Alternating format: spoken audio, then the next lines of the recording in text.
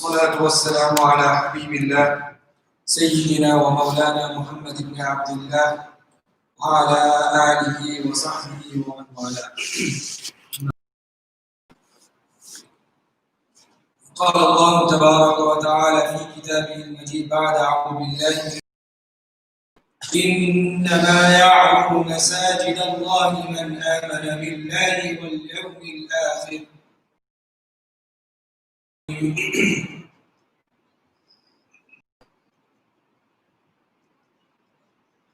One of the greatest acts that a person can have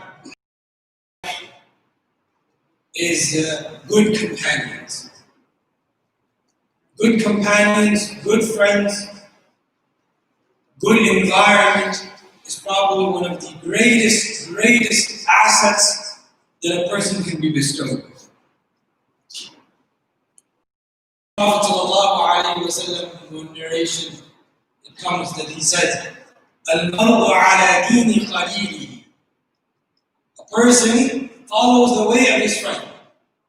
You have a good friend, then you know you'll be on a good way, on a good path. And you have a friend that's crooked, then you will be on a crooked path.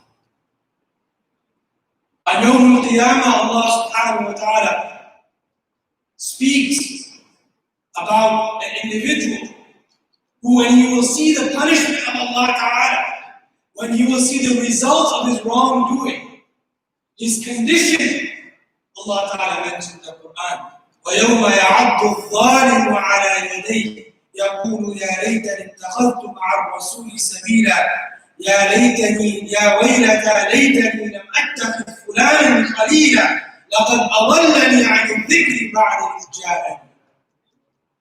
On Yawm al-Qiyamah, a person will be biting his fingers. Will be biting his fingers in regret and remorse. Gosh, if only I had taken the path of the messengers. If only I had taken the path of the messengers. And woe to me, woe to me. Why did I take so-and-so as my friend? He misled me. He misled me. Today, very often, I get questions from parents, from concerned parents, that my son, my daughter, we're afraid, we're worried about their future. What should we do? No doubt, the very first thing that I emphasize is education. If you give your children the right Islamic tarbiyah, right Islamic education is foundational to the mindset of the human being. The kind of education you give an individual sets their framework of how to think, how to look at the world around them. It teaches them about relationships. How am I with so and so? What are their rights on me? What are my rights on them? If you don't teach them, it comes that one time a father came to Umar radiallahu anhu and he said, Ya Amir al-Mu'mineen, punish my son, idiot. He doesn't fulfill my rights. He's absolutely disrespectful to me. Umar radiallahu anhu called his son, said, Oh Fulan, is this true? Is this true that you disobey your father, you're disrespectful to your father, and whatnot? Said, yes, Amir al-Mu'mineen. They said, ask him, did he give me any tarbiyah? Said, my father gave me no tarbiyah, no guidance. He never taught me what the rights of parents are, what the rights of siblings are. How am I supposed to be in the community? What are the rights and responsibilities of a society on me? And what are their rights on, what are my rights on them? I never got that education. One of the greatest things is ta'aleem, is education. We don't realize it. We get happy when our children go to school.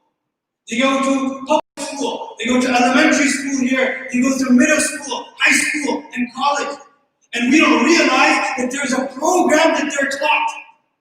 You turn on the television, there's a program, there's an agenda that they're taught. It's a Western, Eurocentric ideology, and we're completely unaware of it. Those same things our children learn, and they come back, and then we wonder, how are they learning this? And we consider it sufficient that they go to Sunday school. Alhamdulillah, my child graduated from Sunday school. I don't want to disrespect, or I don't want to show any form of to demean Sunday schools. MashaAllah, they're doing great work. But don't consider that sufficient education for your children. Don't consider that to be sufficient Islamic education. And those who are teaching Sunday school, I highly encourage that they also go and study. They also go and study the basics of deen before they teach it to others. Why? Because if you yourself do not have the proper education, what education are you going to give your children? The child asks, many times I've seen this, we're in the business of education. Right? We see many times a child comes to the masjid, a child comes to us to study. Sometimes he's a young man, 15, 16, 20 years of age, and we ask him, okay, prayer. He says, okay, this is how I was taught to pray. And his prayer is incorrect. We ask him, okay, why don't you show us how to make wudu? He shows us how to make wudu. Bichara, he's doing wudu wrong. The poor kid, he's doing wudu wrong. So where did you learn? My parents taught me how to make wudu. My parents taught me how to pray salah. It said, well, the parents can only teach as much as they know. If we ourselves are not educated, what are we going to tell our children? And if we do not provide the places and the institutions in which our children can learn, where will our children get that education from? What they know about Islam is what they hear from their schools, what they hear from their peers. And then when they come and they're asked if they're a Muslim, they have such an inferiority complex that they're not even ready to share their Muslim name. My name is Muhammad. No. They're not ready to say my name is Muhammad. They say my name is Allah. Subhanallah. Such a beautiful name, the name of our Prophet sallallahu alaihi wasallam. You named your child after Muhammad sallallahu alaihi wasallam. Now he, poor kid, he has such an inferiority complex that he's not even ready to say, my name is Muhammad. Say, my name is Allah. Subhanallah. What is that a result of? It's because everywhere around him, what does he see? Well, what does he hear? Oh, Islam is like this, and Muslims are like that, and this is what the Quran teaches. It's not true. He never got an education from actual people who learned the deen, people who studied the deen of Allah subhanahu wa ta'ala.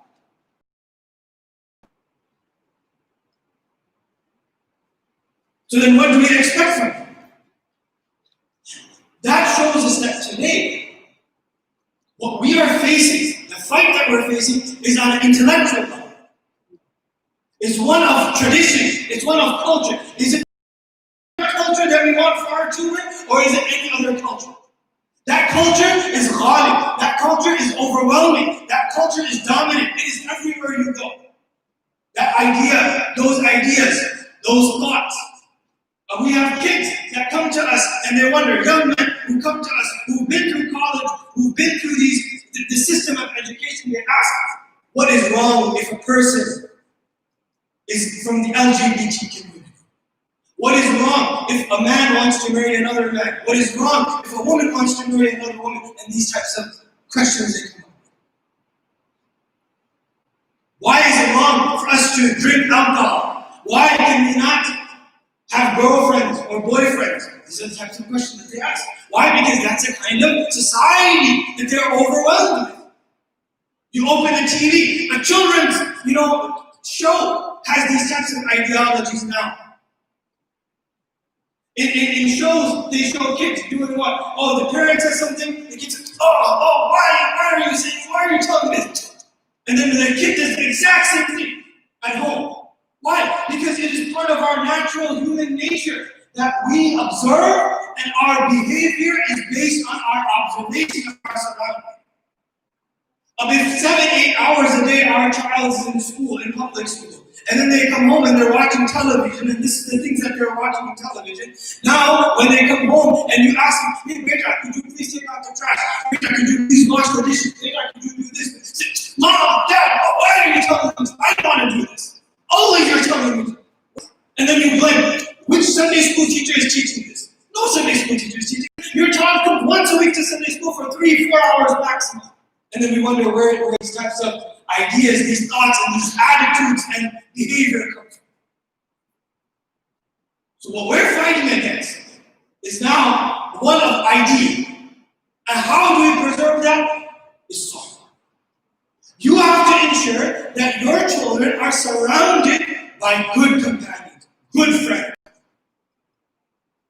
And these masajid, these madaris are the strong ones. I swear by Allah, if today in this country we want to protect our children and our legacy and our future, then it's these madaris, these institutions, these masajid, where proper ta'aleem al-Islam, akhlaq, tarbiyah, tazkiyah is taught.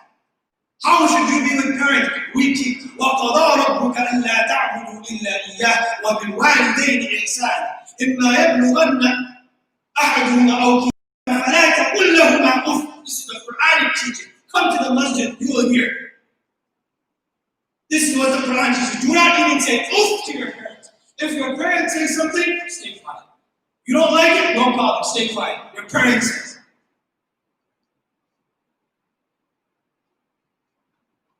So the protection, the maintenance of these places becomes so important. Ta'aleem. I highly emphasize this. We ourselves educate ourselves. What is it that Allah Ta'ala wants from us? What is it? How should we teach our children? What avenues are available for our children? Let me find those avenues. Let me ensure that my children go to those avenues. You have tafsir in the masjid. MashaAllah. Go sit in those tafsir dars. You have a dars of seerah. Go ahead, sit in those dars of seerah. Very, very important. May Allah subhanahu wa ta'ala protect us and our children and our legacies and allow us to be raised with the Prophet and the companions. On the same note, there is an appeal that has been going on for the past 2 weeks. You will see that in front of you there's a flyer. So if you can grab that flyer in front of you and you can read it on your own, there's an appeal for the resurfacing of the park. For the past 2 weeks, alhamdulillah, many of you have given, and about 30,000 has been collected already for the resurfacing of the parking lot. And now we want to try to gain about another 35,000. So that way we have half, at least half in some of the project can begin. Right? This is one of those things that we don't think about very often. The Prophet ﷺ said that that part of Iman, the highest, there are branches of Iman. And the highest daraja of Iman is قَوْلُ لَا إِلَهَ إِلَّا اللَّهِ. And أَدْنَاهَا إِمَاطَةُ الْأَذَىٰ عَنِ الطَّرِيقِ. The lowest level of Iman, lowest sign and degree of Iman is the removal of difficulty from the path. This would be part of one of those things. Right? Making sure that the parking lot is properly. Think of it, we don't consider it something major, but definitely is. For the maintenance and upkeep of the masjid is something essential. So whatever you can do, inshallah, you can see these flyers in front of you, take it with you, take a picture of it, send it to your relatives. Whatever a person can do, we have brothers in the back also, they have pledge forms, flyers. If you give it, see how much more you can give. If you know people who can give, ask them. Spread the word, inshallah ta'ala. May Allah subhanahu wa ta'ala protect these institutions, protect these madaris, these masajid. May Allah subhanahu wa ta'ala never allow us to once again go through a situation where the masajid.